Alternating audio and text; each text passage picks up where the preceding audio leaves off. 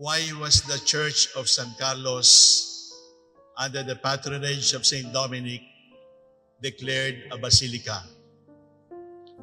There are three important reasons. The first reason is size. There are no small basilicas. A basilica is always large. In fact, when I submitted my petition to Rome, they asked me to measure the height of the ceiling. They asked me to measure the width of the church. They asked me about how many windows. They asked me about the size of the church. The second is antiquity. It means that it is not a newly built church. The church, the parish of St. Dominic, was founded in 1587 with the town. But this church is 250 years old. This brick church. Who among you is 250 years old? So ibig sabihin, mas matanda itong simbahan sa ating lahat. The third is gravitas. Ang ibig sabihin po ng gravitas ay hindi gravity. Ang ibig sabihin po ng gravitas ay attractive. It means it draws people. It means it is magnetic. People come to this church naturally. Hindi hinahakot, hindi pinipilit, kundi natural na pinupuntahan ng mga tao. Yun ho ang gravitas. Kapag ang isang tao ay lapitin, meron siyang gravitas. Kapag ang isang institution ay gusto nating puntahan, pasyalan, gravitas po ang tawag doon. So tatlo, una ay size, pangalawa ay hindi na siya bata, hindi na siya bagong simbahan, at pangatlo, gravitas, attractive. Kaya kailangan si Father Mario ang rektor ng Basilica. Kasi kailangan ng size.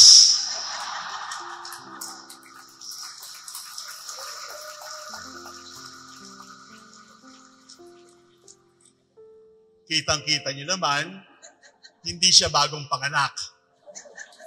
Hindi siya mukhang Santo Niño, at hindi na siya young clergy. Hindi siya senior citizen katulad ko, pero hindi na siya bata. Tapos na ang kanyang silver jubilee bilang pare. At ang huli, sabi ng mama ni Father Mario, siya ang pinakagwapong lalaki sa buong San Carlos. Kaya,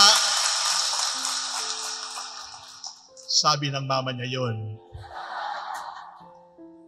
Kaya, may gravitas din.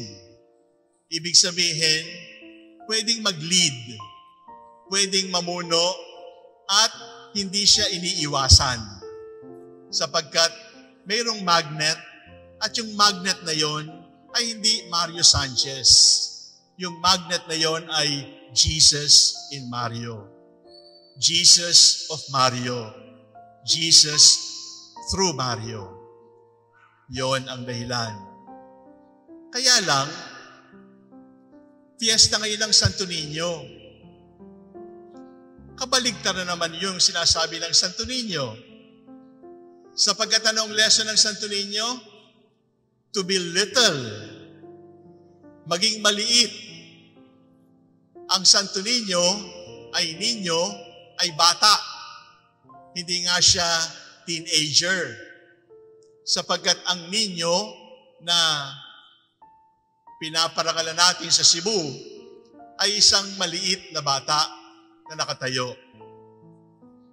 Pangalawa, ang ninyo ay palaging malapit sa kanyang kapanganakan. Hindi siya teenager, hindi siya adult, at lalong hindi siya senior citizen. Pangatlo, ang Santo Niño ay wala talagang gravitas, sapagkat ang Santo Niño ay naghahanap ng kakarga sa kanya. Naghahanap ng masasandalan niya because the child is always helpless. You do not ask a child to help you. The child is helped because the child needs to be fed, the child needs to be bathed, the child needs medicine, the child needs tenderness, the child needs care. Tingnan natin. Sa Basilica, kailangan malaki. Ang Santo Niño, maliit. Ang Basilica, dapat matanda, hindi bagong gawa. Ang Santo Niño ay bagong panganak. Ang Basilica, may gravitas. Kapag may problema, pupuntahan mo. Kapag nangangailangan, masasandalan mo. Kapag nalilito, kakausapin mo. Pero ang bata ay walang gravitas. Ang bata ay naghahanap ng sasandalan. Naghahanap ng tutulong sa kanya. Naghahanap ng gravitas na mag-aalaga sa kanya. Paano na ngayon? Saan tayo pupunta? Sa basilikang malaki o sa batang maliit? Sa basilikang matanda o sa sanggol na bagong panganak? Saan tayo pupunta? Doon sa attractive na may gravitas o doon sa walang kapangyarihan sapagkat siya ay nangangailangan ng tulong? Ang sagot ay, nasaan ang Panginoon? Hindi natin hahanapin yung gravitas. Hindi natin hahanapin yung antiquity. Hindi natin hahanapin yung size. Ang hahanapin natin, nasaan ang Panginoon? At ngayon, sa pagtatagpo ng Fiesta ng Basilica at ng Fiesta ng Santo Niño, sinasabi sa ating lahat, ang Diyos ay nasa maliliit. Pero kapag nakakita tayo ng kadakilaan, katulad ng planeta na hindi pa natin napupuntahan, kadakilaan ng buong sanlibutan, dapat maalala din natin ang Diyos. Naalala natin ang Diyos kapag tayo ay bata, naalala natin ang Diyos kapag may birthday. Pero alalahanin din natin na ang Diyos ang pinagmumulan ng lahat ng buhay. At hindi tayo pwedeng tumanda ng walang Diyos. Ang pagtanda ay hindi tulong ng doktor at vitamins. Ang pagtanda ay biyaya ng Diyos. Ang gravitas, kung ikay gwapo, ikay matalino, ikay pinagpala ng Diyos, galing sa Diyos yun. Kung wala kang gravitas at wala kang attraction, kung wala kang kapangyarihan, Diyos din ang masasandalan mo. Ibig sabihin, ang Diyos ay hindi natin maaaring sabihin, nandito lang sa kaliwa o nandito lang sa kanan. Ang Diyos ay hindi natin maaaring sabihin, nasa itaas lang siya o nasa ibaba. Ang Diyos ay hindi natin maaaring sabihin, nasa harapan ko o nasa likod. Lamang. Hindi. Ang Diyos ay nasa white, ang Diyos ay nasa black, ang Diyos ay nasa kaliwa, nasa kanan din. Nasa ibabaw mo, nasa ilalim mo rin. Nasa harapan mo, nasa likod mo rin. Kung malinis ang puso mo, makikita mo na ang Diyos ay hindi lamang pang gravitas, kundi pang helpless din. Ang Diyos ay hindi lamang pang old age, kundi pang birthday din. Ang Diyos ay hindi lamang pang malaki, kundi pang maliit din. Sapagkat binabalot tayo ng kaluwalhatian ng Diyos. That is what is proclaimed today. God is everywhere, in the little and in the big, in the attractive and in the forsaken, in the helpless and in the powerful, in the young and in the old. God is everywhere. At sa pagsisimula ng ating buhay bilang pamayanan ng Kristiyano ng Minor Basilica of St. Dominic, tandaan natin, pagdating ninyo sa basilikang ito, naririto ang Diyos. Pero pagpunta nyo sa palengke, huwag niyong iiwanan ng Diyos sa simbahan. Paglabas ng bahay, dala natin ang Diyos upang tagpuin ang Diyos.